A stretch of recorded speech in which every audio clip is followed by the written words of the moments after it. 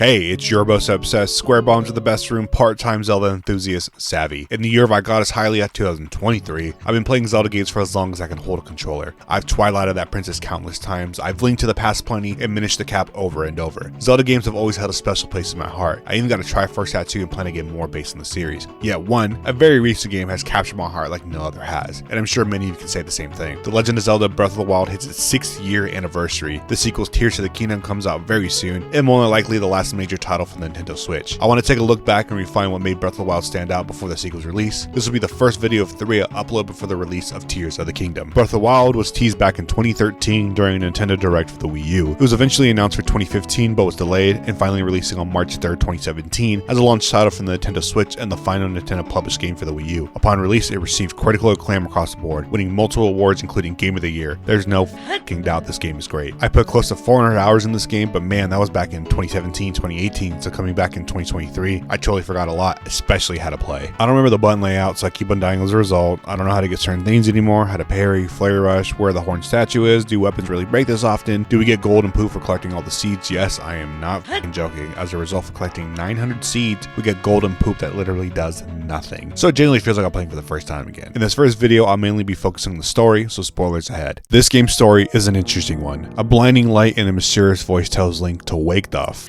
up. Grab this smartphone looking device called a Sheikah Slate and put some clothes on, dude. That mysterious voice keeps name dropping Link like it knows Link and boldly states, Link, you are the light. Our light. That must shine upon Hyrule once again. Now go. Holy shit, that's a lot of taking for just waking up. But here we go. Then one of the most beautiful cutscenes plays.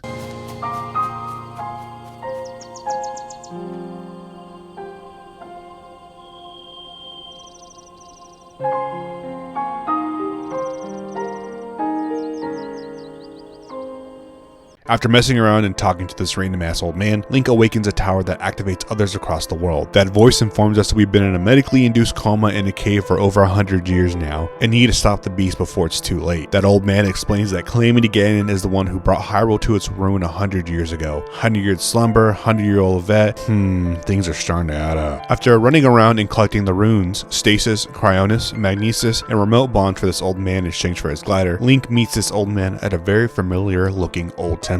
He drops a bombshell. He's actually King Roham, not saying that Hyrule and is dead. He begins to drop the lore and states that the story of Ganon was passed through the generations, but more importantly, a prophecy. The signs of Calamity Ganon are clear, and the power to oppose it lies dormant beneath the ground. So of course the kingdom literally digs for answers and stumbles upon ancient weapons, divine beasts and guardians. The prophecy proclaims that a princess and her main bitch, an Eponian knight, are destined to steal the beast away. 4 skilled individuals dubbed champions were given the duty to pilot the divine beast. With all the preparations, powerful allies, and machines on the kingdom's side, it's GG's for Ganon. But Ganon says psych and takes control of everything they dug up and turns it against the kingdom. With everyone defeated, the princess alone took on Ganon. The princess, the daughter of the king, was Zelda, who's been the mysterious voice who's been speaking, and her Eponian knight who fell was no other than Link. Ah shit. Due to the power of the Shrine of Resurrection, Link stands again 100 years later to try all over again. With that, the king says don't go to the castle where Ganon is, but instead go to Kakariko Village and speak with Impa. Now Link is burdened with a massive task: save the princess, save the world. From here, the king gives 2 main quests: defeat Ganon and seek out Impa. Doing the Impa quest is the obvious choice since Impa gives the player more important lore to uncover on what happened 100 years ago and even 10,000 years ago. Impa gives more main quests to do, lock mementos, and free the divine beast, which help Link regain his memories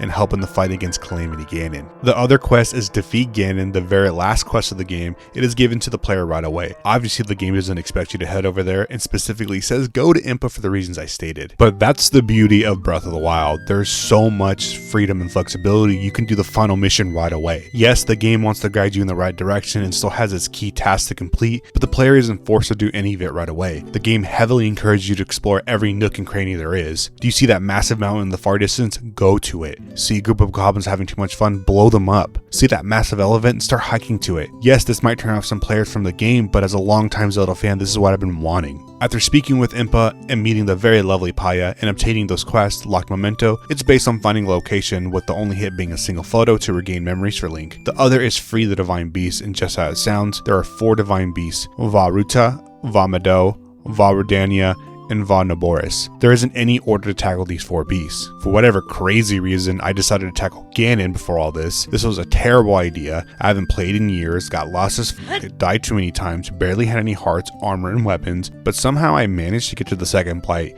then immediately died. With that, I wondered, is it actually possible to do, or am I just bad at this game? Yes, it is actually possible. The current world record with that is 23 minutes and 51 seconds. The average playtime is 50 hours. And if you're curious how that's even possible, I highly recommend checking out these speedruns whenever you get a chance. This is pure skill, dedication, and understanding how this game works. It's amazing what speedrunners are capable of doing. I'll leave a link in the bio. With that, let's tackle these behemoths. For the most part, each divine beast is pretty similar to each other. Enter said kingdom or village where these beasts are located. Zora's Domain, Rito's Village, Death Mountain, and Gerudo Town. Speak with the descendant of a fallen champion, Prince Sidon aka Fish Boyfriend, the brother of Va Ruta's champion, the ever-loving, kind-hearted Princess Mifa. Chief Riju of the all-female Gerudo, ancestor of Va Naboris champion, the Crush Me Mami Yabosa. The timid Yanbo of the Goron's ancestor of Va Redania's champion, oh yeah brother, Hulk Hogan Daruk. And the last, TB, the ancestor of the Rito, who has no relation to Va Meadows champion, the sassy piece of bird shit Rivali. Each area will contain a memory for Link to regain regarding that champion. Each divine beast presents a problem for that area. Redania, the salamander pissing off the volcano that is Death Mountain. Ruta, the elephant causing too much rainfall and overflowing a reservoir. Naboris, the Campbell, non-stop desert storms. Mado, the eagle literally just shooting down anyone who flies too close to it. Kinda sus. Link gains aid from the descendant / successor to enter the beast, shooting lightning arrows at Ruta's boob shoulder things, bomb arrows at Mado's cannons, shooting Naboris' feet, and literally firing Yanbu at Redania. Enter the beast, solve the puzzle within, which I'll talk about more in the next video, and take on the blights. Water Blight Ganon, Wind Blight Ganon, Fire Blight Ganon, and Thunder Blight Ganon. Once defeated, each champion's Jedi ghost will appear to thank you, but in Rivali's case, sass the f***ing shit out of you and gives the Link with a champion's blessing. Mifa's Grace, aka an extra life, Rivali's Gale, aka a burst of upward wind, Daruk's protection, a free parry, and Urbosa's Fury, a massive strike of lightning. Now the divine beasts are free, the fallen champions take aim towards Hyrule Castle to take down Calamity Ganon. Okay, that's probably it, right? Of course not. It wouldn't be a Zelda game without obtaining the Master Sword. Let's head towards Lost Woods, and just like the Sword in the Stone, Link gotta pull that sucker out. Normally, 13 hearts are required to do it, but if you're crafty enough, you can do it with less doing a glitch. Link in the bio if you want more about that. With that, Link regains another memory and the Master of Swords in hand.